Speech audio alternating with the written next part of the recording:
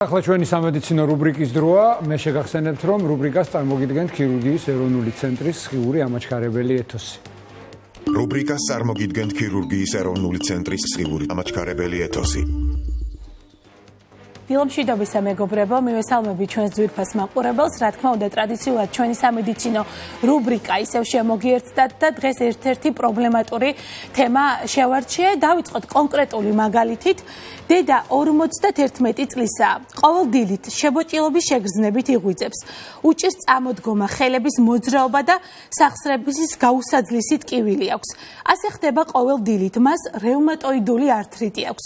რევმატოიდული ართრიტი დიაგნოზი, რომელიც სამწუხაროდ ტკივილთან ერთად ცხოვრებას ნიშნავს.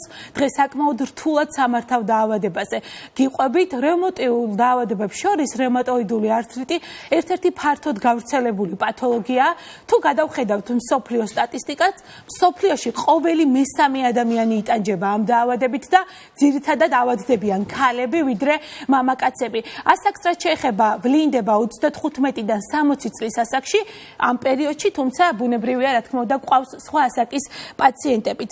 რევმატოიდული ართრიტი შემაერთებელი ქსოვილის სისტემური დაავადებაა, რა დროსაც ზიანდება სახსარი და პაციენტს ააწუხებს სახსრების გაუსაძლისი ტკივილი. სამწუხაროდ ეს არის ქრონიკული დაავადება, რაც იმას ნიშნავს, რომ პაციენტს მთელი ცხოვრება უწევს ამ პათოლოგიასთან ერთად ცხოვრება და მისი მართვა.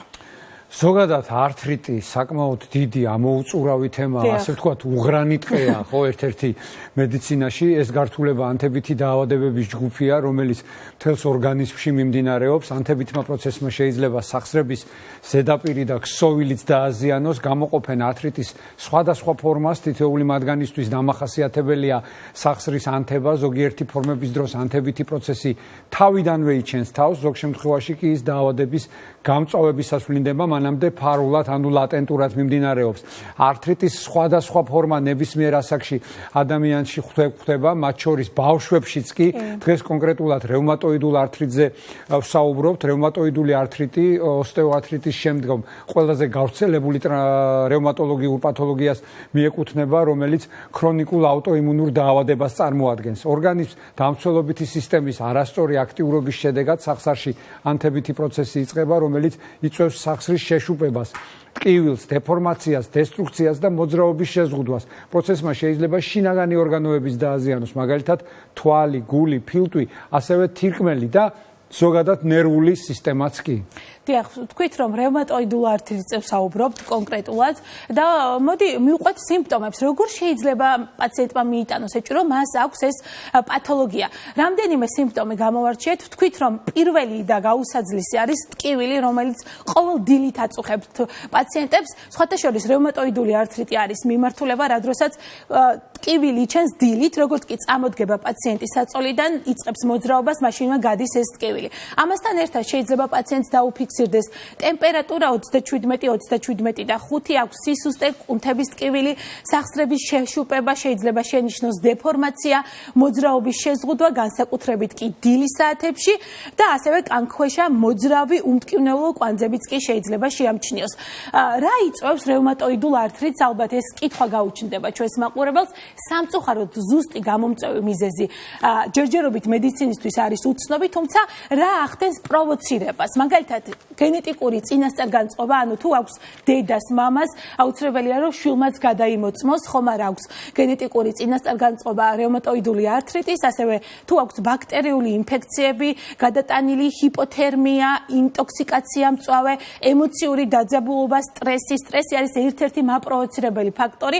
შეიძლება ძლიერი სტრესის შემდეგ რევმატოიდული ართრიტიც კი განვითარდეს ორგანიზმში და ვთქვით, სქესაც მნიშვნელობა აქვს, რადგან ხშირად გვხდება ქალბატონებში ვიდრე მამაკაცებში. თუ გადავხედავთ სოციალურ ქსელს და სამედიცინო ჯგუფებს, იქ პაციენტები და მათი ოჯახის წევრები ხშირად სვავენ ერთსა და იმავე კითხვას, რომ გასაგებია არის ქრონიკული, მაგრამ როგორ შეიძლება მართოს პაციენტმა ეს მდგომარეობა და როგორ შეიძლება შეამსუბუქოს ის ტკივილები, რომელიც მოდი ვთქვათ, რომ მართლაც არის გაუსაძლისი. კონკრეტულად რას ყვებიან პაციენტები და მათი ოჯახის წევრები, შეგვიძლია მოვისმინოთ კომენტარებში. გამარჯობა, მაწუხებს სახსრების ტკივილი 1 წელია, ვარ 30 წლის, ჩავიტარე ანალიზები და რენტგენი.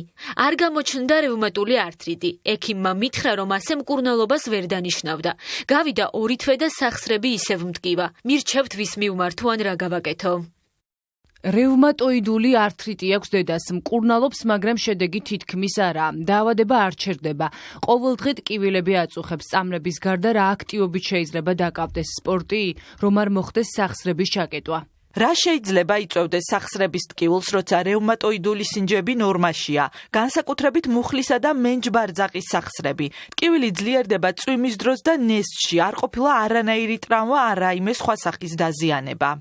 რევმატოიდული ართრიტი მაქვს, ვარ 37 წლის, ვგეგმა ორსულობას. ორსულობაში ხელს ხომ არ შემიშლის, რა შეიძლება გავითვალისწინო. რევმატოიდული ართრიტი აქვს ბებოს, ახლა უკვე 60 წლისაა. უჭირს წამოდგომა, სიარული და დილით ხელების მოძრაობა. რა შეიძლება იყოს გამოსავალი, უკურნებელი დიაგნოზია თუ შეიძლება მართვა? კონკრეტული მაგალითები მოვისმინეთ ჩვენ, შეკითხვები დასმულია, ახლა პასუხების დროა, პასუხს ჩვენი სტუმარი, ექიმი რევმატოლოგი თამარ ფარცვანია გაგწევს. ქალბატონო თამარ, დილამშვიდობისა. ძალიან საინტერესო ამოუწურავი თემა, გთხოვთ მოგზანდით სტუდიაში შემოგვიერთდით. რამდენი მაყურებელი ყავს ალბათ, ვისაც ეს პრობლემა აქვს, ან ოჯახის წევრებს, ან ახლობლებს. აი, ბოლო კითხვით მინდა დავიწყო. უკურნებელი დიაგნოზია თუ შეიძლება მართვა? მოგესალმებით, საუბარი ტელემაყურებელს. რევმატოიდული ართრიტი წარმოადგენს ქრონიკულ ავტოიმუნურ დაავადებას, შესაბამისად განკურნებაზე საუბარი დღესდღეობით არ შეგვიძლია ესე თამამად, თუმცა მისი მართვა არის ჩვენი მთავარი მიზანი. რომ პაციენტს შეუმსუბუქოთ ის ჩივილები, რაც შეიძლება გამოიწვიოს ზემოთ აღნიშნულმა დაავადებამ და გავაუმჯობესოთ ცხოვრების ხარისხი, რათა იყოს სრულფასოვნად ინტეგრირებული სოციუმში. რას მოიცავს აი ეს ყველაფერი, რაზეც ახლა თქვენ ისაუბრეთ, რომ შეუმსუბუქოს და იცხოვროს ტკივილის გარეშე? ტკივილის გარეშე, დიახ. და რას გულისხმობთ, რა არის ეს მასაჟებია, მედიკამენტოზური მკურნალობაა თუ აი რას გულისხმობს? მოგახსენებთ. მკურნალობის მეთოდებს რაც შეეხება, მასაჟები რევმატოიდული ართრიტის შეიძლება მგონი, ხო? უკანაჩვენები არ არის, თუმცა რაღაც ესეთ მთავარ პრინციპს არ წარმოადგენს. რა თქმა უნდა, მედიკამენტოზური მკურნალობა 21 საუკუნის მედიცინა აქტიურად არის ჩართული გამუდმებით ახალი მკურნალობის გზების ძიების პროცესში, რაც გვეხმარება დაავადების და მკურნალობის ოპტიმიზაციაში თანამედროვე პრეპარატებით. გარდა თქვენ ახსენებთ ჰორმონოთერაპია, ხო, სტეროიდები. გარდა ჰორმონოთერაპიისა, იქ არის სხვა ძირითადი ჯგუფი მედიკამენტების, რომელიც გამოიყენება, ეს არის დაავადების მამოდიფიცირებელი პრეპარატები, რომელიც გამოიყენება არა მარტო რევმატოიდული ართრიტის, არამედ სხვა გენეზის, მაგალითად ავტოიმუნური დაავადების შემთხვევაში. ვინაიდან და რადგანაც რევმატოიდული ართრიტი წარმოადგენს ავტოიმუნურ დაავადებას, წერენ თქვენ ახსენეთ, რომ ეს ორგანიზმის ზემგრძნობელობით არის განპირობებული, როცა საკუთარი ორგანიზმი, საკუთარ უჯრედს, ქსოვილს აღიქვამს როგორც უცხოს ხელს და მის მიმართ გამოიმუშავებს ანტისხეულებს, ანუ მის მიმართ ებრძვის მას მთელი რიგი იმუნური კასკადი ვლინდება. შესაბამისად ჩვენ გვჭირდება ამ ყველაფრის დათრგუნვა, ანუ ზემგრძნობელობის, ესე ვთქვათ, გაუნებელყოფა მინიმალურამდე შემცირება, რათა დაავადების განვითარების ეს აქტივობის ინდექსი შესაბამისად იყოს შემცირებული. როდესაც ჩართულია, აი ჩვენ თქვით მიმოხილვის დროს, რომ სხვა ორგანოები და ორგანოთა სისტემები შეიძლება ასე ვთქვათ ჩათრეული იყოს ამ პროცესში. აი ამ დროს როგორია მიდგომა თქვენი, ანუ რამდენად თანამშრომლობთ სხვა დარგის სპეციალისტებთან მედიცინის? ანუ კომპლექსურად უდგებით თუ რევმატოლოგი თვითონ აგვარებს ამ პრობლემას? კარგი შეკითხვა, მადლობა ამ შეკითხვისთვის.